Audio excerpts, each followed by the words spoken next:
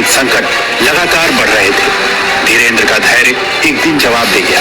वो भी अपनी याचिका लेकर अपने दादा के दरबार पहुंच गया।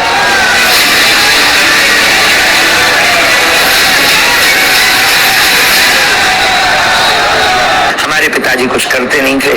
भूख की स्थिति में दादा गुरुजी का फक्कड़पन था। वो परिवार से नाता तोड़ा, मतलब तोड़ा। उन्हें मतलब नहीं आप जी रहे कि मर रहे। उनके पास तो अगर याचक अर्जी करता बन के जाओगे तो वो अर्जी उठा के बालाजी के पास रख देंगे। ये नहीं कि हमारा सगा नाती है, ये हमारा सगा पुत्र है, इस पर ज्यादा कृपा हो जाए। हम भी गए सबकी भांति। हमने भी अपनी विपदा कही कि 3 दिन हो गए हैं, कुछ खाने तक को नहीं है घर में। रहने का 16x12 का कच्चा मकान, वो भी बरसात में घाट के पलंग के नीचे सोना पड़ता है, बारिश की बूंदें गिरती हैं। कब तक ऐसी जिंदगी जिएंगे? कुछ नहीं तो ऐसा कुछ कह दो, कर दो, भोजन ही चलने लगे। जिंदगी में कुछ नहीं तो पिताजी कुछ करने लगे, ऐसा कुछ कर दो। गुरु ने बस बाहें पकड़ी। अवस्था 10-11 वर्ष की थी। बाहें पकड़ करके बोले तुम मुझसे मत जुड़। सीधा बागेश्वर बालाजी से जोड़ दिया। 2010 में दादा का निधन हो गया तो अचानक बाल धीरेन्द्र की दुनिया ही उजड़ गई। लेकिन गुरु तब तक अपना काम कर चुका था। सन्यासी बाबा ने लीला की। स्वप्न में आभास होने लगा। फिर कोई व्यक्ति आता था दिन में, या हम कहीं सत्यनारायण की कथा वांचने जाते थे, जैसे आप आए, शरद जी आए, या कोई व्यक्ति आया, तो हमें लगता था कि वो जब परिचित नहीं थे तो वो आते ही अपना ये नाम बताएगा। ऐसा मन में भाव प्रकट हो जाता था। ये आते ही हमसे 2 बातें बोलेगा, लेकिन झिझक के कारण हम बोल नहीं पाते थे। और वो जब उससे पूछते थे अच्छा आपका नाम क्या है, हमारा हो, ये तो पहले पता लग गया था हमें। धीरे धीरे उसकी उसका परिष्कृतकरण हुआ, शुद्धिकरण हुआ, धीरे धीरे जागृति हुई, फिर अज्ञातवास की साधना की, और वो यात्रा और ये यात्रा ऐसे प्रारंभ हो गई।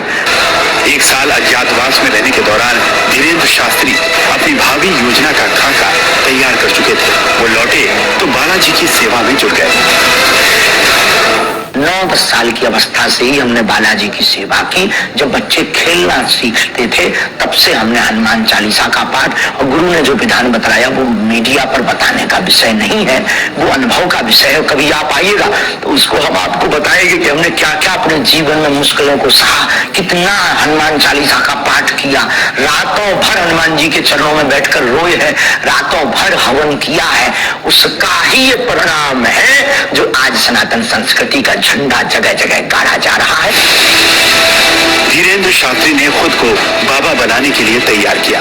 कई बड़े कथावाचकों के कार्यक्रम सुने, एक मोबाइल खरीदा ताकि उनके वीडियो देख सके, और फिर उन्होंने अपनी कर्मभूमि उसी बागेश्वर धाम को बनाया जहां उनके दादा का दरबार लगा करता था। धीरेन्द्र शास्त्री ने दादा के अंदाज में ही दरबार लगाना शुरू किया, पर्ची निकालना शुरू किया।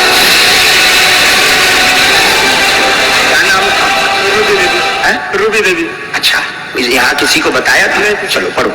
पत्नी का राज जानने आए हैं, मृत्यु का कारण जानने आए। रूबी उर्फ गुड्डी उनका नाम था। उनकी मृत्यु तंत्र कारण से हुई है, उसमें कोई संदेह नहीं है। माइक से बोलिए, यही पर्चा बोल रहा, यही पूछने आए।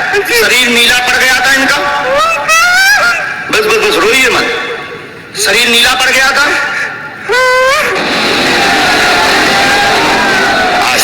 धर्म, चमत्कार और भावनाओं के कॉकटेल ने धीरेन्द्र शास्त्री का दरबार जमा दिया। वो चंद वर्षों में पंडित धीरेन्द्र शास्त्री से बाबा बागेश्वर सरकार फैलाने लगे।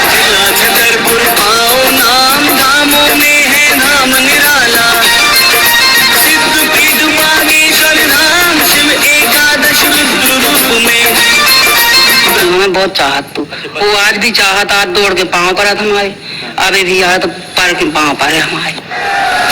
धीरेन्द्र शास्त्री की उम्र अभी सिर्फ 26 साल है। उनकी मंजिल क्या है ये अभी उन्हें भी नहीं पता। हाँ, जिंदगी अपने खेल खुद दिखाती है, इसका एहसास उन्हें जरूर है। जीवन के खेल सबकी समझ नहीं आ सकता। कब क्या कर दें, गुरु कब कृपा कैसी कर दें, कह नहीं सकते। अब यहाँ हम अपने जीवन में ये जो भी है हमारे लिए सबसे बड़े चमत्कार है। खाना पीना, भोजन, रहन सहन, सब चमत्कार से बड़े, कोई किसी का नहीं। आज तक ब्यूरो।